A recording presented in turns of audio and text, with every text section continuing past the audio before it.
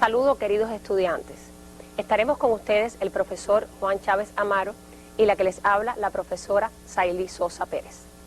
En el día de hoy daremos continuidad al examen físico del individuo sano, específicamente en el sistema osteomioarticular, conocido por las abreviaturas de SOMA.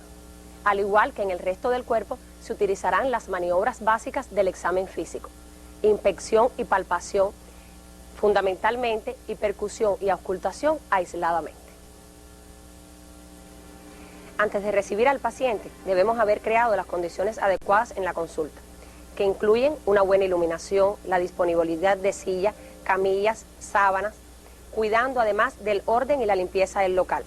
Debemos tener a nuestra disposición los instrumentos necesarios para el examen, como son cinta métrica, martillo percutor, hilo y plomada, aguja, goniómetro, papel y tinta.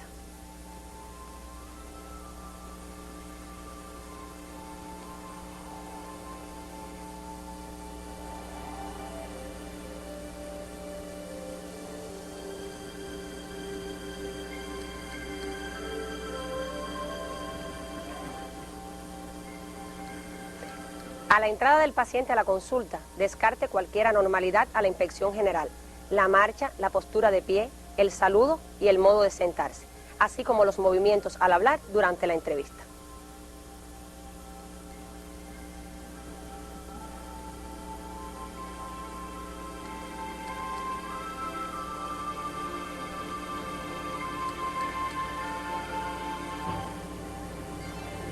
El examen del SOMA se puede realizar a modo de despistaje y para ello, luego de establecido el adecuado rapport médico-paciente, realizaremos las siguientes preguntas. ¿Tiene dolor o inflamación en alguna extremidad? ¿Tiene dolor cuando se mueve? ¿Tiene dolor en algún músculo, hueso o articulación? Luego de haberle informado brevemente al paciente en qué consiste el examen que se le realizará, le pedimos su cooperación y le orientamos pasar al área de reconocimiento. Al mismo tiempo, observamos el modo de incorporarse desde la posición de sentado y nuevamente la marcha.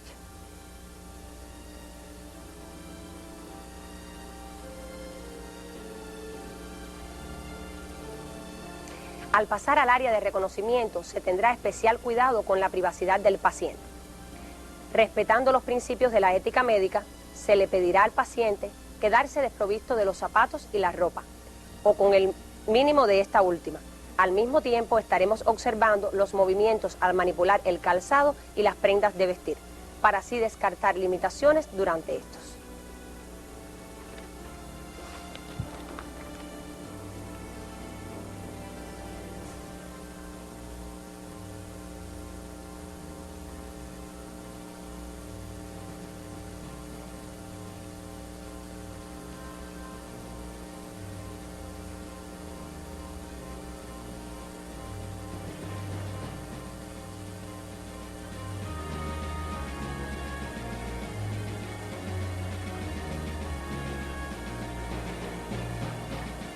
El médico debe tener sus manos lavadas, secas y con una temperatura agradable para realizar el examen físico. Para comenzar el examen físico, orientaremos la posición que debe adoptar el paciente y al mismo tiempo continuamos la observación. Si hasta este momento no se evidencian anomalías en el SOMA, no será necesario un examen físico exageradamente minucioso, que produciría fatiga y o intolerancia en el paciente. Hay que tener presente que en este sistema siempre las observaciones se realizarán en forma simétrica y comparativa. Podemos comenzar por los músculos, que se examinan por medio de la inspección y la palpación, y se solicitará la contracción de los mismos. Lo normal a encontrar es que sean simétricos, de contornos regulares, con tono, trofismo y fuerza normales.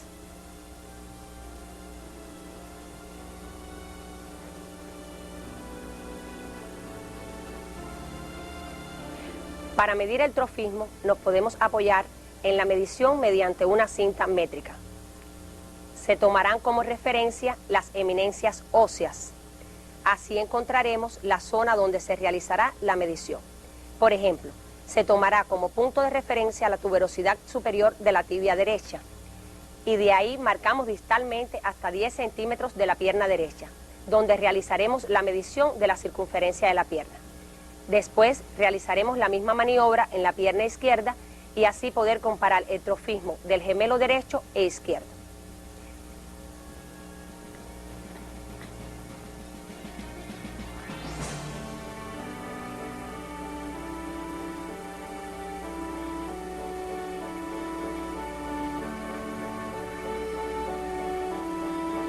La diferencia permitida como normal entre uno y otro es de 1 centímetro. Podemos encontrar un aumento del trofismo muscular por incremento en la nutrición del músculo, como se ve en atletas. Esta hipertrofia es indolora, generalizada y simétrica.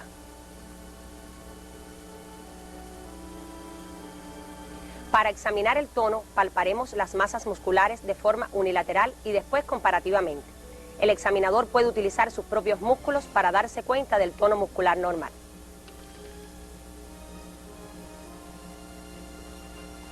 El tono muscular puede determinarse durante el reposo y durante la contracción.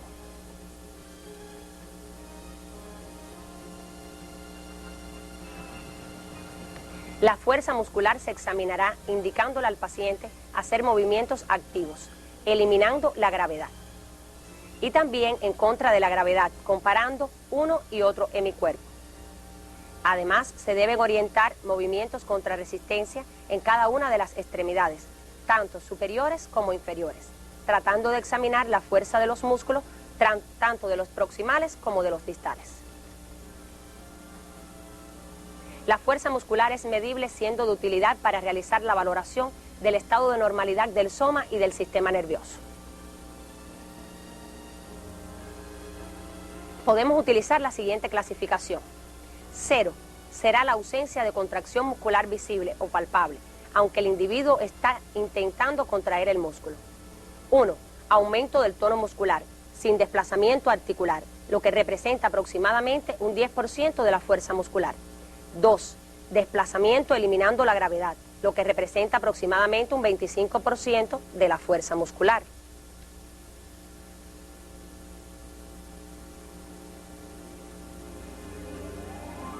3. Desplazamiento contra la gravedad y no contra resistencia, lo que representa aproximadamente un 50% de la fuerza muscular. 4. Desplazamiento contra la resistencia moderada, lo que representa aproximadamente un 75% de la fuerza muscular. Y 5. Desplazamiento contra una resistencia máxima, lo que representa un 100% de la fuerza muscular, o sea, fuerza muscular normal. Cuando exploramos los músculos, estamos viendo a su vez la movilidad de las articulaciones y además la integridad de la unidad músculo-tendinosa.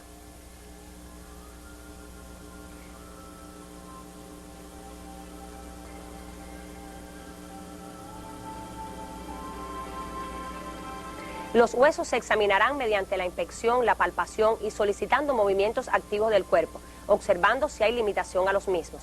Además, debemos acusar el oído para descartar posible crepitación. En algunos casos se realizará percusión ósea, como la que se realiza en los cuerpos vertebrales, para descartar la existencia de dolor.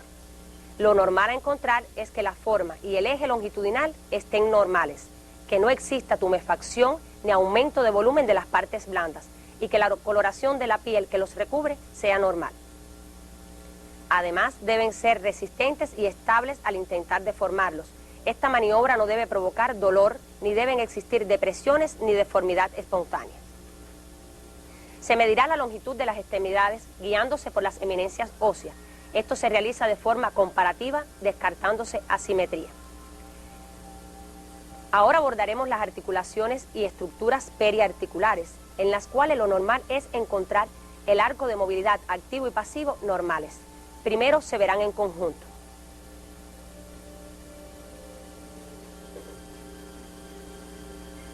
Después se verá cada una por separado, teniendo en cuenta el aspecto y color de la piel que los recubre, su tamaño y forma. Según la articulación se verán los movimientos. Por ejemplo, los grados de extensión y flexión,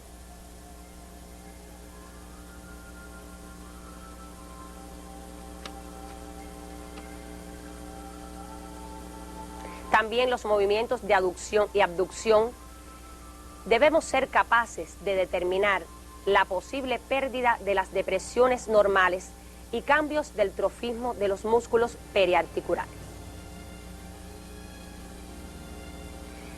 La palpación se realizará en primera instancia con el dorso de la mano para constatar la temperatura y después se palpará con los dedos de ambas manos para examinar la sensibilidad y la consistencia de las partes óseas y blandas que conforman la articulación.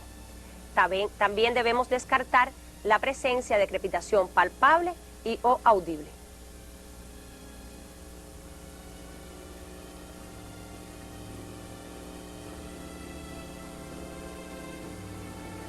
Para mejor comprensión y por su importancia se examinará cada articulación por separado.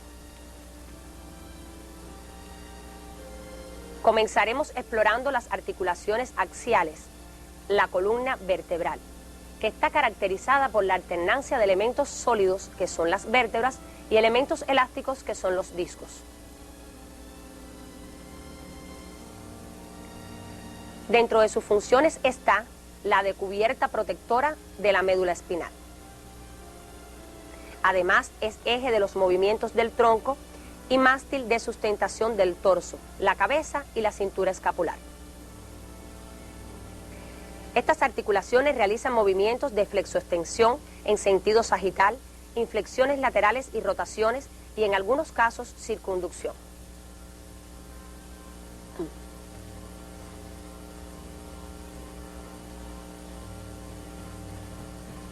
Para el examen de la columna vertebral, colocaremos al enfermo de pie, en posición de firme, con los brazos a los lados del cuerpo, los pies separados a unos 10 centímetros y la mirada al frente. El paciente estará de espalda al examinador, que se situará a 2 o 3 pasos de distancia de este. La luz debe estar situada detrás del examinador, incidiendo en toda la región posterior del paciente. Se podrá utilizar un hilo con una plomada. El extremo del hilo se colocará en la región occipital del paciente, dejando caer la plomada hasta el suelo. El hilo debe coincidir con la columna y pasar por el pliegue interglúteo. De esta forma comprobamos la no desviación de la columna.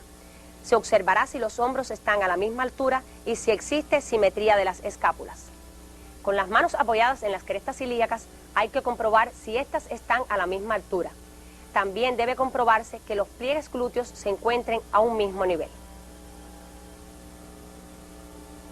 Además, se inspeccionará la piel que recubre la columna vertebral para descartar la existencia de aumento de volumen en alguna zona, manchas de color café con leche, así como aumento de vello, entre otros. Se evidenciará que la columna tiene numerosas curvaturas en el plano sagital. Se colocará al paciente de lado para examinar la cifosis de los segmentos torácicos y sacro y la lordosis de los segmentos lumbar y cervical, para así determinar si los puntos de transición entre una y otra son armoniosos, lo que traduce que son normales o fisiológicas.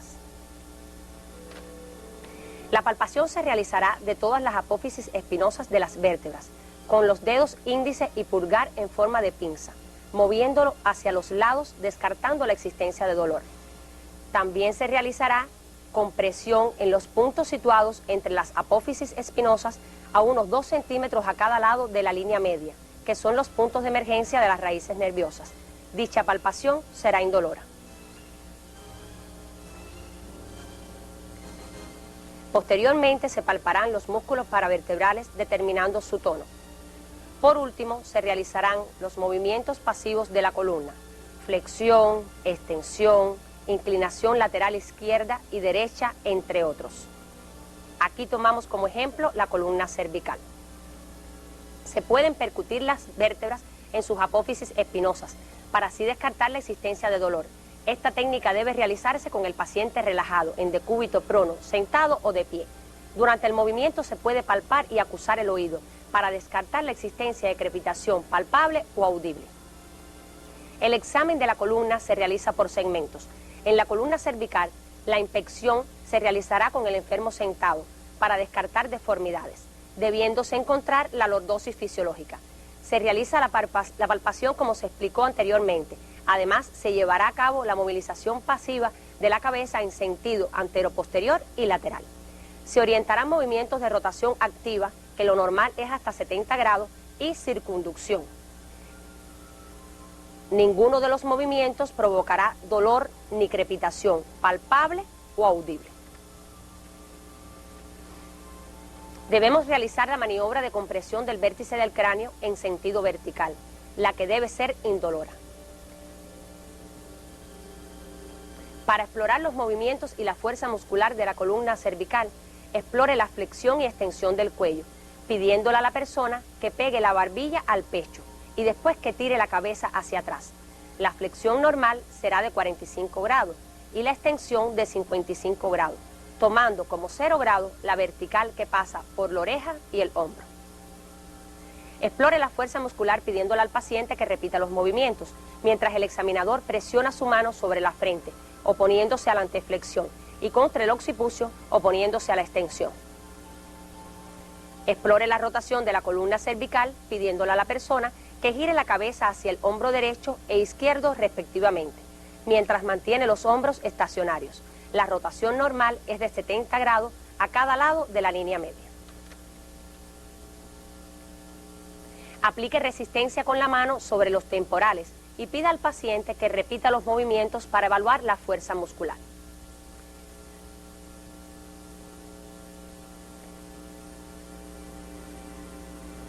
Para explorar el balanceo lateral de la columna cervical, pida al paciente tratar de pegar la oreja al hombro, mientras mantiene los hombros estacionarios. Lo normal son 40 grados a cada lado de la línea media. Para evaluar la fuerza muscular, aplique presión en la región occipital derecha e izquierda respectivamente, oponiéndose a los movimientos orientados.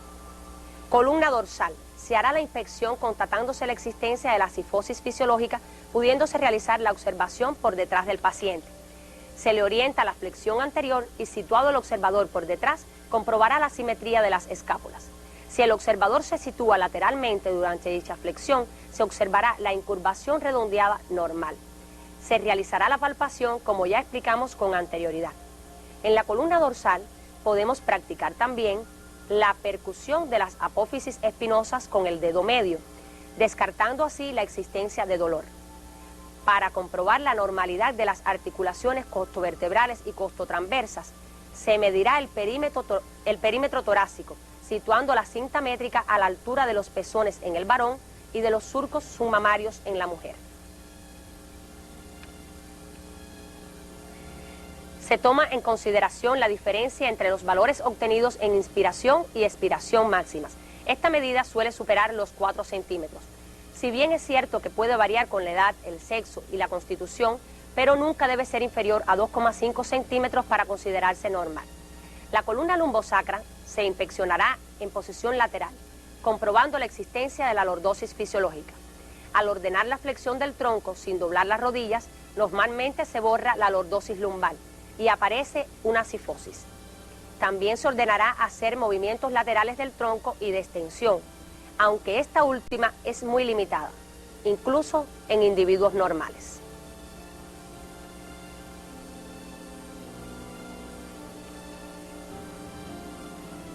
La palpación y la movilización de las apófisis espinosas en sentido lateral no debe ser dolorosa. Se palparán los músculos paravertebrales lumbares, descartando la existencia de contracturas en los mismos. Se le pide al paciente que se pare sobre un pie. Los músculos de dicho lado deben estar relajados. Luego se repetirá la maniobra en el lado opuesto. Se examinarán los glúteos, sus pliegues estarán a un mismo nivel.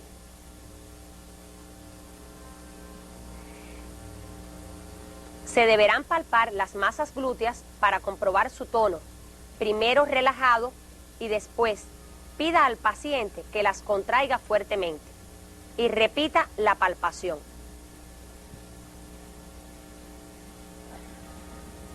Existen maniobras especiales que nos ayudan a determinar la normalidad de la columna lumbosacra.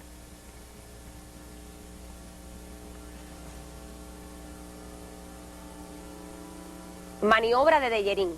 Se le pide al paciente que tosa, aumentando de esta forma la presión intraabdominal, lo que será indoloro en el individuo sano. Maniobra de Nafziger-Jones. Se ejerce presión en ambas venas yugulares a la vez.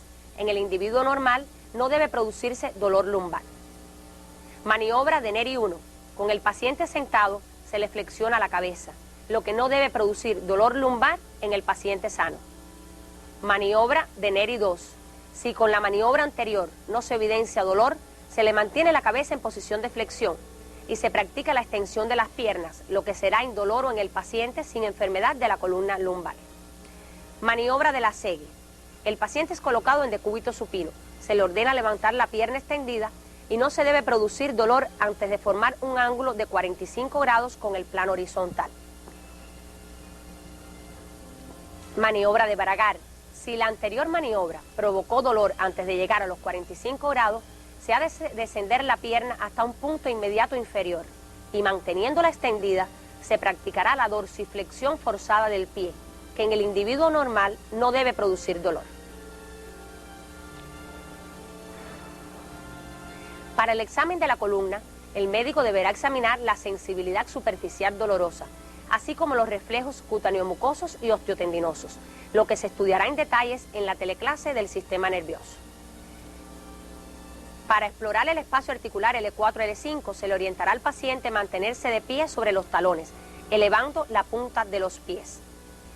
Se explorará la sensibilidad dolorosa del dorso del pie y del dedo gordo.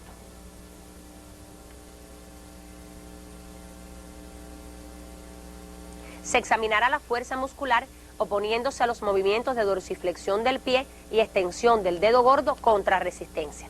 Además, se explorará el reflejo rotuliano, que deberá ser normal bilateralmente.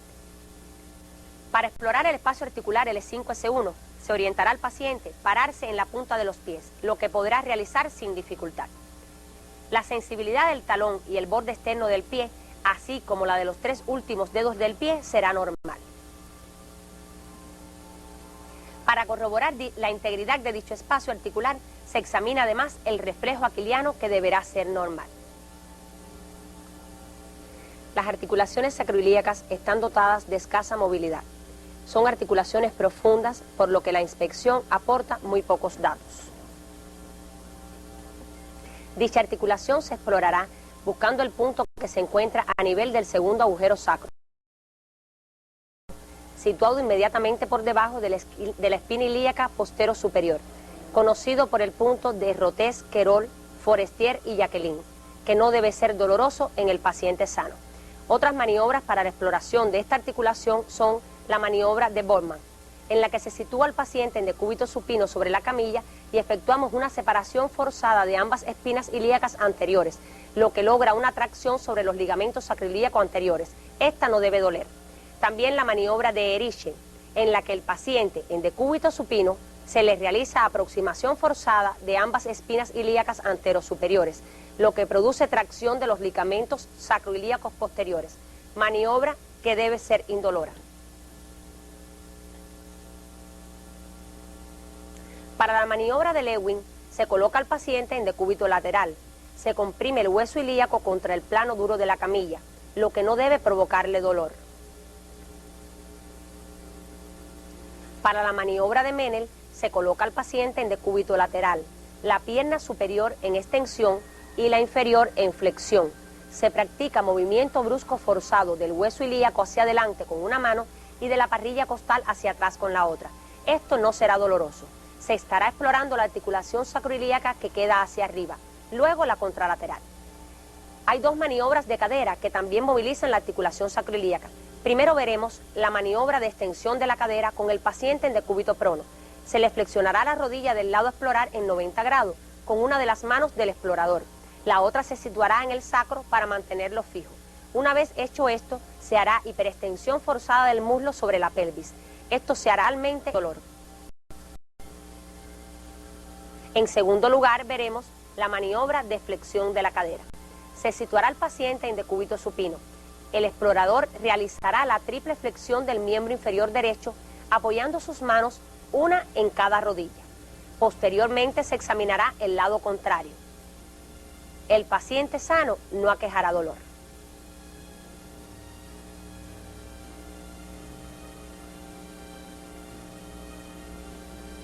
Seguidamente estudiaremos las articulaciones periféricas.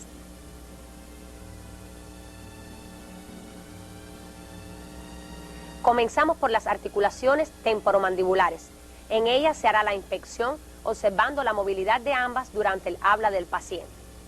Se debe inspeccionar la piel que recubre dichas articulaciones y descartar posibles cambios de coloración y o aumento de volumen de la zona. Se orientarán movimientos activos de la mandíbula, pudiendo determinar los grados de amplitud del movimiento articular. Seguidamente, el examinador puede oponerse con su mano a dichos movimientos, descartando la existencia de dolor. La palpación también se hará de cada articulación, con el dedo índice comprobando la temperatura, sensibilidad y posible crepitación palpable o audible. A los movimientos de apertura, cierre de la boca y desplazamientos laterales de la mandíbula.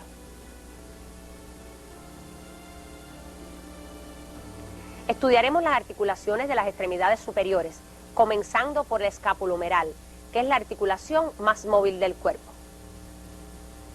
Para la inspección colocamos el hombro a la altura aproximada del explorador. Se observa la piel que recubre la articulación, la redondez del hombro que nos habla del normal trofismo del músculo deltoides y del estado de la articulación acromioclavicular. Se compara con la articulación contralateral. Se explorarán los movimientos pasivos de aducción, abducción, flexión, extensión, rotación externa, rotación interna y movimientos de circunducción.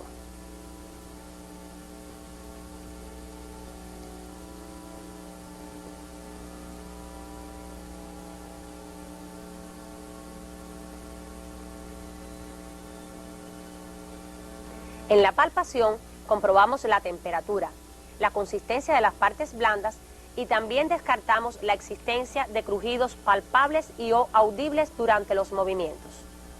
En el hombro hay dos puntos importantes a palpar. El primero, la corredera bicipital, que se realiza ejerciendo una presión firme con el dedo pulgar entre las tuberosidades mayor y menor del húmero. Si se hacen movimientos laterales del pulgar, se puede sentir que el tendón salta. El segundo punto es el del manguito rotador o cabeza del húmero, que se explora palpando la tuberosidad mayor del húmero, pidiendo al paciente que abduzca el brazo hasta 90 grados. El paciente debe realizarlo sin dificultades. Lo anterior se explora bilateralmente. Para examinar las articulaciones de los codos, inspeccionaremos la piel que los cubre, su forma, su posición y configuración. Normalmente tiene cierto grado de abducción en reposo.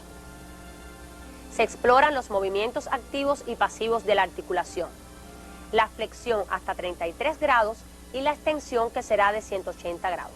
Se explora la supinación, pronación, supinación. Además, se hará la extensión y flexión contra resistencia de la muñeca, que descartará alteraciones en el codo al no aparecer en ellos dolor durante dicho movimiento. Se palparán los canales olecranianos, además el epicóndilo y después la epitropia.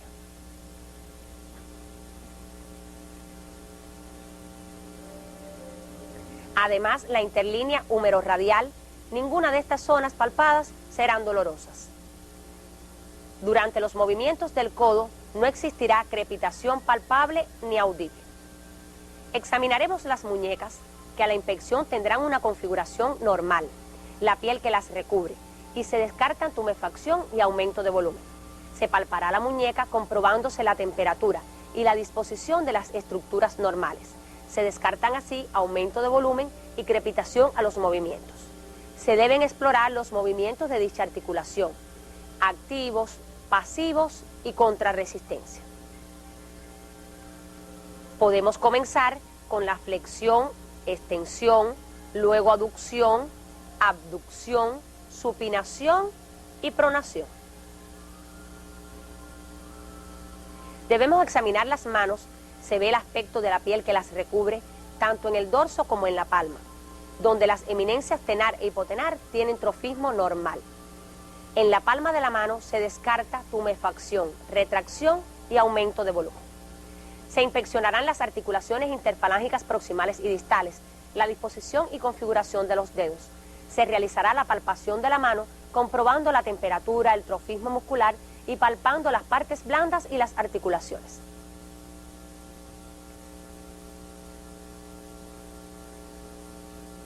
Se puede realizar la percusión de la palma de la mano, que será indolora. La palpación de las articulaciones interfalángicas descartará la existencia de dolor, aumento de volumen y renitencia. Es importante explorar la movilidad pasiva, activa y contrarresistencia de los dedos.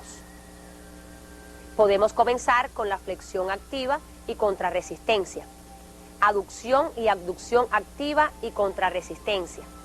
Se explorará la movilidad del pulgar.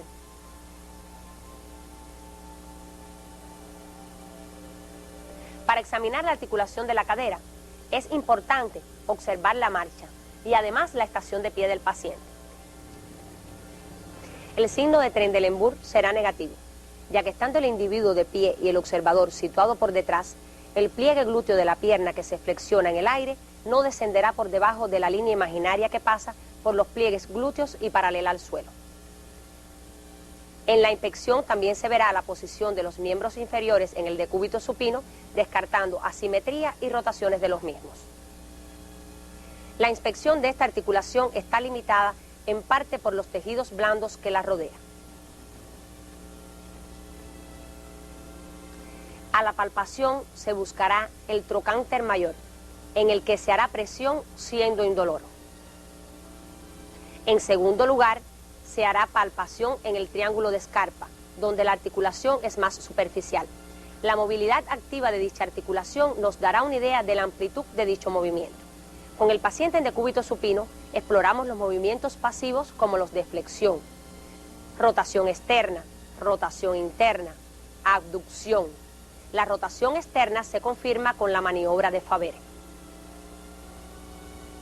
La extensión forzada de cadera se hará con el paciente en decúbito prono. La articulación de la rodilla es muy compleja por su gran tamaño, su extensa superficie articular, presencia de meniscos articulares y membrana sinovial. A la inspección debemos observar la piel que la recubre, las depresiones y eminencias naturales y su configuración, así como posición y alineamiento vista de frente y lateralmente. Debe hacerse de forma comparativa. Se observará el trofismo de los músculos que la rodea, especialmente cuádriceps. A la palpación se comprueba la normal temperatura de la piel que la recubre. Se palpará toda la articulación, incluyendo las rótulas, descartándose dolor y renitencia. Se debe descartar la existencia de peloteo rotuliano. Al comprimir y hacer descompresión súbita de la rótula, esta no será rechazada y no chocará con el dedo que explora. Otra maniobra sería la de colocar el pulgar que contacte con el borde medial o interno de la rótula y los dedos índice y medio en el borde lateral de dicho hueso. Con la otra mano presionamos sobre el tendón cuadricipital situado encima de la rótula. No se evidenciará tensión ni desplazamiento de los dedos situados junto a la rótula. Se explorará la movilidad activa y pasiva. En la flexión normal, la pierna y el muslo formarán un ángulo aproximado de 30 grados. En la extensión normal, el hueco popliteo contacta con el plano de la camilla. Se examinará la integridad de los ligamentos. Para examinar los ligamentos laterales, se coloca la rodilla en extensión. Se fija la extremidad inferior del fémur con una mano y el tercio inferior de la pierna con la otra. Se intenta angular el miembro inferior a nivel de la rodilla, en sentido lateral y medial. Esto explorará el ligamento lateral interno y externo respectivamente. En el paciente sano no se logrará angular la rodilla en ningún sentido. Para examinar el ligamento cruzado anterior, se coloca al paciente en decúbito supino. Se le flexionará la cadera a 60 grados y la rodilla a 75 grados. El examinador se sienta sobre el pie del miembro examinante, se sujeta la parte superior de la pierna con ambas manos, quedando los pulgares sobre la cara anterior de los cóndilos tibiales. Se realiza movimiento de delante hacia atrás, no existiendo desplazamiento mayor de 1 centímetro. Luego se tratará de hacer el desplazamiento de atrás hacia adelante, que normalmente no será mayor de 1 centímetro. Ambas maniobras constituyen el llamado signo de cajón.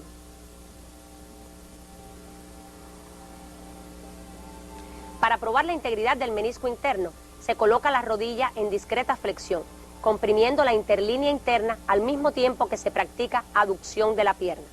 Después se trata de extender esta en tanto que se practica rotación externa. No se originará dolor en la interlínea ni chasquido articular, palpable o audible. Para el examen del menisco externo, se coloca la pierna en flexión, en abducción y se comprime la interlínea externa al tiempo que se realiza la extensión con rotación interna. No se producirá dolor ni chasquido articular, palpable o audible. En el paciente sano, al palpar y acusar el oído durante los movimientos de la rodilla, no se detectará crepitación palpable ni audible.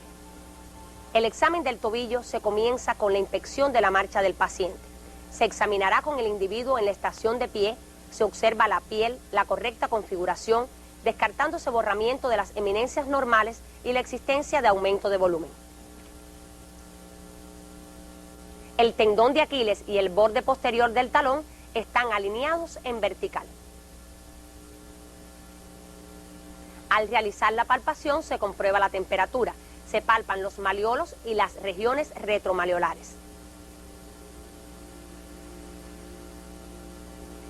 Se exploran los movimientos de flexión dorsal y flexión plantar. Estos movimientos deben hacerse también contra resistencia.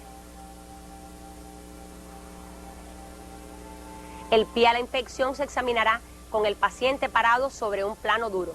Se observará el paralelismo de los pies.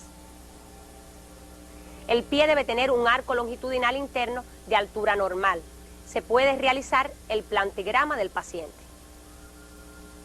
Se examina el arco transverso del pie, que es convexo dorsalmente, formado por las cabezas de los metatarsianos que no permiten hundimiento de la cara dorsal.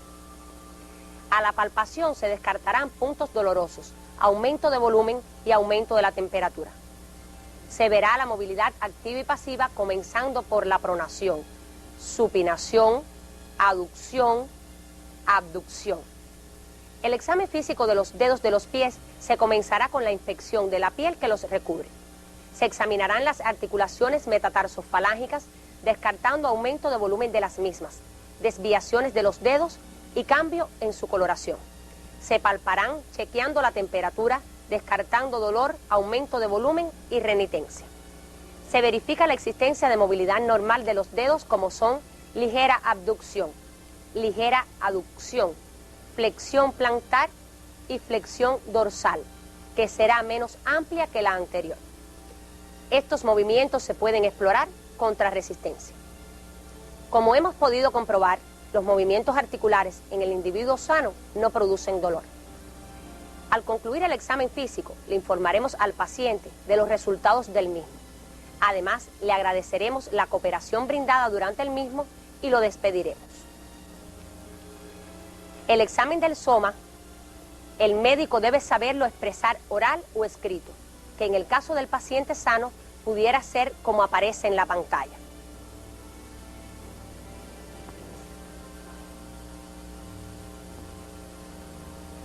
Registro escrito del examen físico del soma del paciente sano. Marcha y otros movimientos del cuerpo coordinados y fluidos. Postura correcta. Músculos de contornos regulares, simétricos, con trofismo, tono y fuerza normales. Huesos con forma y piel que los recubre normales, simétricos, resistentes y estables a la deformación. No depresiones, no dolorosos a la palpación ni a la percusión. No crepitación palpable ni audible en los mismos. Articulaciones con aspecto de la piel que las recubre y configuración normales, simétricas, no dolorosas, con movilidad activa y pasiva normales. No crepitación palpable ni audible durante dichos movimientos.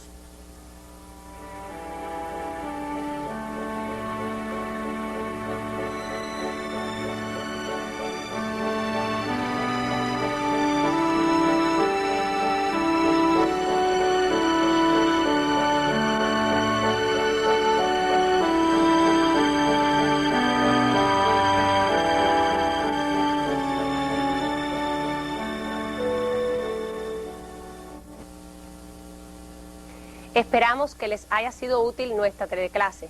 Ahora solo les queda practicar lo aprendido. para así perfeccionar las técnicas del examen físico. Nos despedimos hasta la próxima teleclase. Muchas gracias.